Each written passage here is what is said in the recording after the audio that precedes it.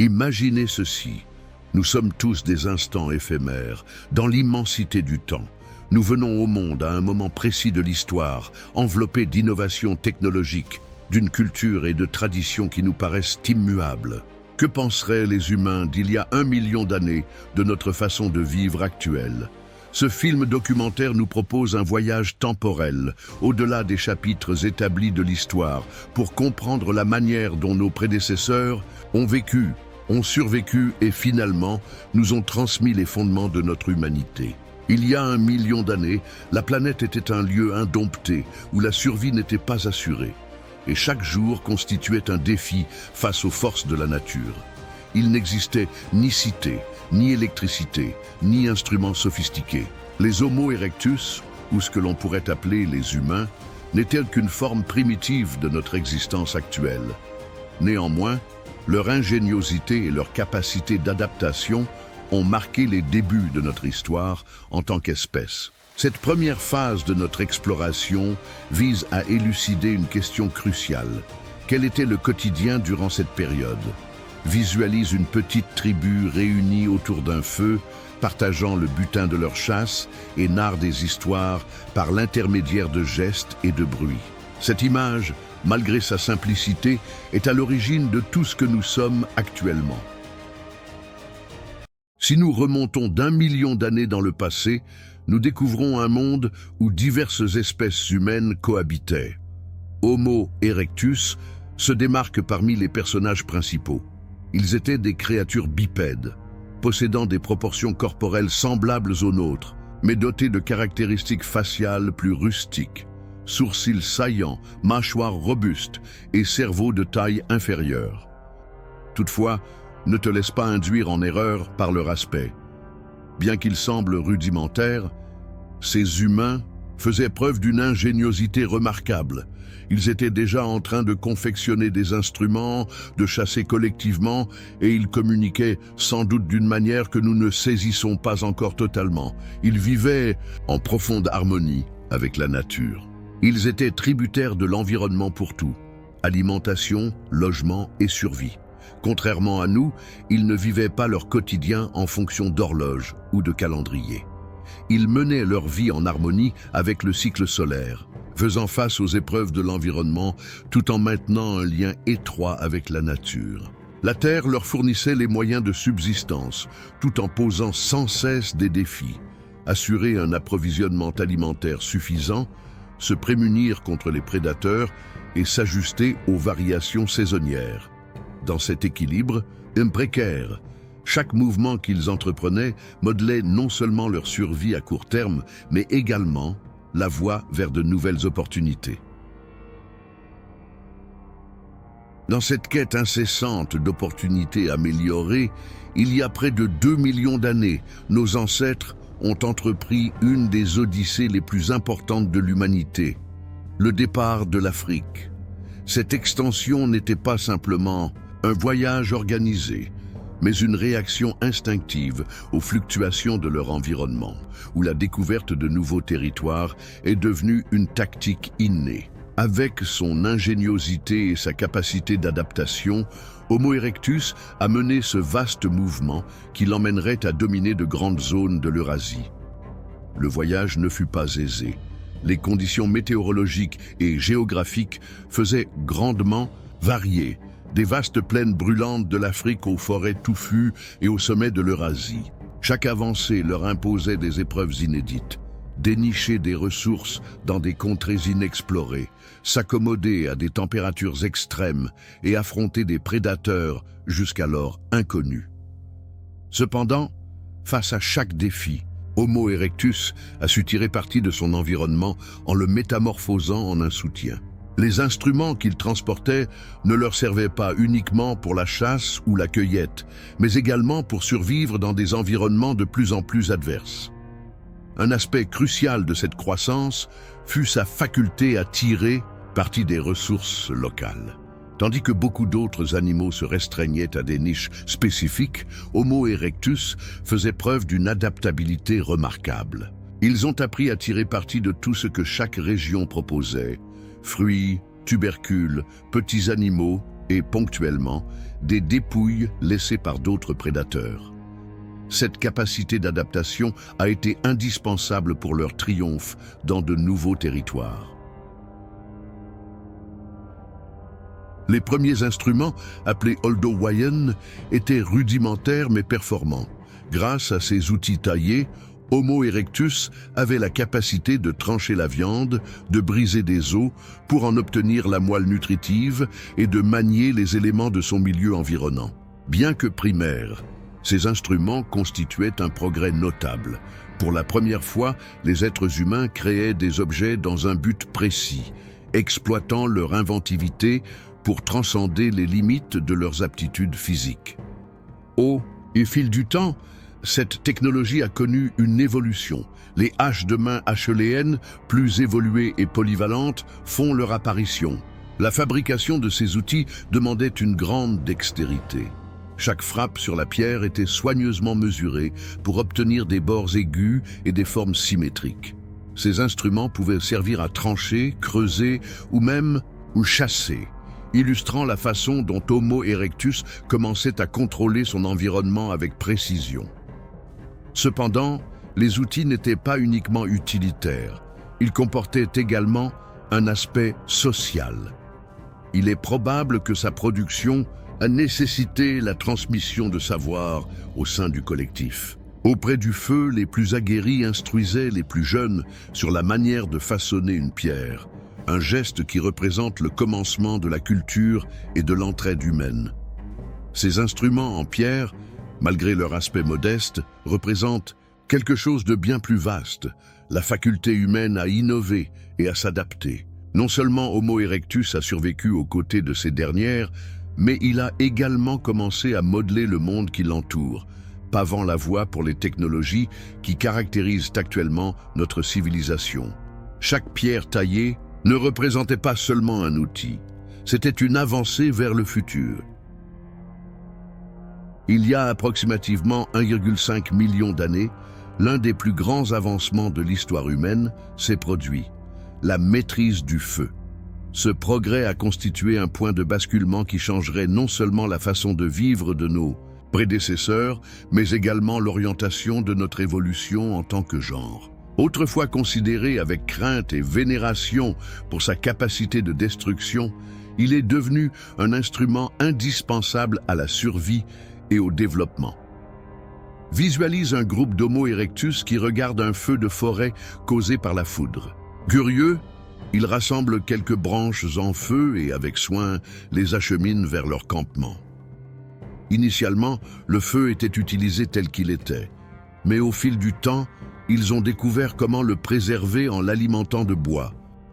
Cette maîtrise primitive du feu procurait des bénéfices immédiats, éclairement nocturne, réchauffement face au froid et défense contre les prédateurs. L'effet du feu fut révolutionnaire.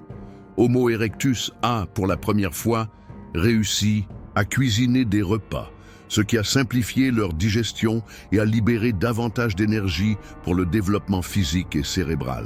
L'éclat du feu a également contribué à prolonger la durée des activités, permettant ainsi au groupe de travailler sur divers outils, de se socialiser et de partager des savoirs durant la nuit. Cette simple progression a engendré des conséquences qui ont dépassé les générations. L'usage du feu a non seulement modifié leur vie de tous les jours, mais également leur environnement. Cela leur a offert la possibilité d'explorer des zones plus froides, où la survie aurait été impossible auparavant. En outre, la chaleur émanant du feu apportait une consolation dans les moments difficiles, formant un lieu sûr autour duquel les communautés se regroupaient. C'est ici que sont apparues les premières histoires, gestes et sons qui allaient définir le commencement de notre culture. Plus que son utilité fonctionnelle, le feu représente un changement radical dans le rapport entre les êtres humains et la nature. Pour la première fois, Homo erectus ne se limitait plus à répondre à son environnement, mais commençait à le modeler. Chaque étincelle et chaque flamme qu'ils parvenaient à garder allumée représentait une affirmation de leur capacité à modifier leur environnement et à transcender les contraintes imposées par le monde. Tandis qu'Homo erectus régnait en Afrique et dans certaines régions d'Asie, une autre espèce humaine, nommée Homo antecessor, a commencé à peupler l'Europe. Il y a approximativement 1,2 million d'années. Ces pionniers ont atteint les rivages ibériques, défiant un milieu hostile et glacial qui testait leur astuce et leur endurance. Bien qu'ils puissent sembler archaïques, Homo antecessor possédait un cerveau de taille relativement importante et des traits faciaux qui rappellent les nôtres. Toutefois, leur physique était plus solide, conçu pour résister aux rudes conditions climatiques de l'Europe. Pour subsister, ils capturaient des bêtes comme les cerfs, sans doute avec des lances en bois, et collectaient ce que leur milieu naturel leur proposait. Un des éléments les plus fascinants concernant Homo antecessor est la démonstration de cannibalisme au sein de ces sociétés. Cependant, il ne faut pas considérer cela uniquement comme un acte désespéré. Cela aurait pu faire partie de leur rite, ou constituer une façon d'assurer la survie du groupe dans des situations critiques. Cette approche, malgré son caractère discuté, nous pousse à réfléchir sur la façon dont les premiers humains ont su élaborer des tactiques singulières pour s'adapter et prospérer, même face aux conditions les plus défavorables. Pendant qu'Homo antecessor faisait face à des défis extrêmes en Europe, dans une autre partie du monde, Homo erectus commençait à s'implanter dans une région riche en opportunités, le Moyen-Orient. Dans cette zone, Homo erectus a découvert un habitat riche en ressources qui leur a facilité l'épanouissement. Des sites tels que la vallée du Jourdain nous dévoilent des récits passionnants sur ces premières communautés. Sur ce site, les archéologues ont fait la découverte de témoignages de camps temporaires, entourés de vestiges d'animaux comme des cerfs, des chevaux et même des éléphants. En outre, on a découvert des outils en pierre qui témoignent d'un raffinement grandissant, allant des couteaux employés pour la viande aux instruments servant à la cueillette de fruits et de noix. Dans cette région, le feu, considéré comme une innovation essentielle, a également tenu un rôle déterminant. L'Homo erectus n'employait pas uniquement le feu pour la cuisson des aliments, rendant leur digestion plus aisée et libérant davantage de nutriments, mais aussi pour se défendre contre les prédateurs et comme source de chaleur durant les nuits fraîches. Les feux de camp ont évolué en point de rassemblement communautaire, où les groupes se retrouvaient pour consommer des repas, fabriquer des instruments et consolider les relations au sein du groupe. L'association de divers paysages et de ressources a favorisé la diversité dans les stratégies de survie et les structures sociales. Tandis que certains groupes se sont orientés vers la chasse, d'autres ont choisi de se focaliser sur la récolte de végétaux comestibles. Alors qu'Homo erectus continuait à s'étendre au-delà du Moyen-Orient, le sous-continent indien et l'Asie du Sud-Est se sont transformés en des territoires inédits, parsemés de défis et d'opportunités.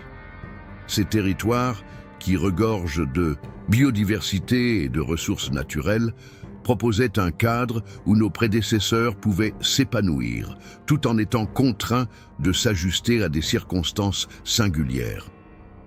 Dans la région du sous-continent indien, les traces archéologiques dévoilent l'une des plus importantes agglomérations d'instruments paléolithiques à travers le globe. Ces instruments, comprenant des haches manuelles et des lames spécifiques, démontrent un niveau impressionnant de compétences et de performance. Il semble qu'Homo erectus ait utilisé certaines de ces haches avec des pointes spécifiquement façonnées pour creuser des racines et collecter des aliments tels que des mollusques, une tâche exigeant précision et compréhension de l'environnement. Dans le même temps, en particulier sur l'île de Java en Asie du Sud-Est, Homo erectus a découvert un véritable Éden tropical. Toutefois, tout n'était pas de tout repos. Ils étaient en concurrence avec des mégafaunes tels que les éléphants de l'ère préhistorique et les tortues géantes, ce qui exigeait des tactiques astucieuses de chasse et une gestion avisée des ressources.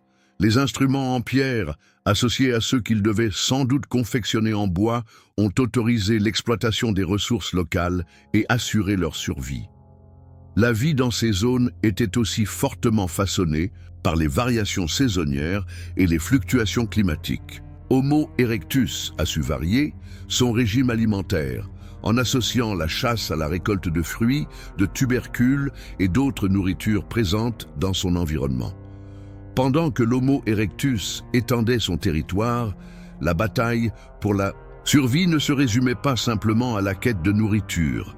Elle impliquait également de se prémunir face aux défis inhérents à la nature. Ce combat journalier avec les prédateurs a modelé non seulement leurs aptitudes, mais également leur inventivité, posant ainsi une pierre angulaire de leur évolution. Dans un univers dominé par les prédateurs, Homo erectus a été contraint d'apprendre à vivre en harmonie avec des êtres qui étaient fréquemment plus puissants et plus rapides. Non seulement la lutte pour la survie caractérisait leur existence quotidienne, mais elle a aussi laissé une marque indélébile dans l'histoire de leur espèce. Visualise une petite communauté nichée dans une caverne, alors qu'à l'extérieur, sous le clair de lune, les grondements d'un lion résonnent dans l'atmosphère. En ces temps, le feu était plus qu'un simple instrument, il faisait office de sentinelle. Sa clarté et sa chaleur repoussaient les prédateurs, formant un rempart entre l'existence et le trépas. Les témoignages archéologiques provenant de sites tels que la grotte de Zhoukoudian en Chine démontrent comment l'Homo erectus gérait ces périls. Des restes d'ossements humains rongés par des hyènes indiquent que les passages de ces prédateurs étaient fréquents. Cependant, ces marques démontrent également quelque chose d'autre, la résilience d'une espèce qui, contre toute attente, a su apprendre à vivre en harmonie avec ses dangers. Les prédateurs représentaient non seulement un danger physique, mais également une source de compétition. Ils occupaient le même espace et, fréquemment, utilisaient les mêmes ressources. Homo erectus a dû faire preuve de stratégie. Collecter les dépouilles laissées par d'autres chasseurs, chercher de la nourriture à des moments différents et parfois affronter directement ces animaux. Non seulement le corps de l'Homo erectus a été façonné par la lutte incessante pour la survie, mais aussi son esprit. Pour faire face aux prédateurs et participer à la chasse, il était indispensable de s'organiser en équipe. Ainsi, les premières tentatives de communication ont vu le jour. Des sons, des gestes et des mimiques qui permettaient d'exprimer des pensées fondamentales mais essentielles. Ces formes élémentaires de communication non seulement leur ont permis de survivre, mais ont également posé les fondements pour quelque chose de bien plus vaste. Dans un cadre de défis journaliers et de collaboration continue, le don de la communication s'est avéré aussi crucial que les outils préhistoriques tels que les pierres taillées ou le feu. Près des foyers, Homo erectus a commencé à échanger plus que de la nourriture. Il véhiculait des savoirs, instruisait des méthodes de chasse et possiblement partageait les premiers signes de récit. Au cours de l'histoire humaine, le langage s'est imposé comme l'une des innovations les plus révolutionnaires.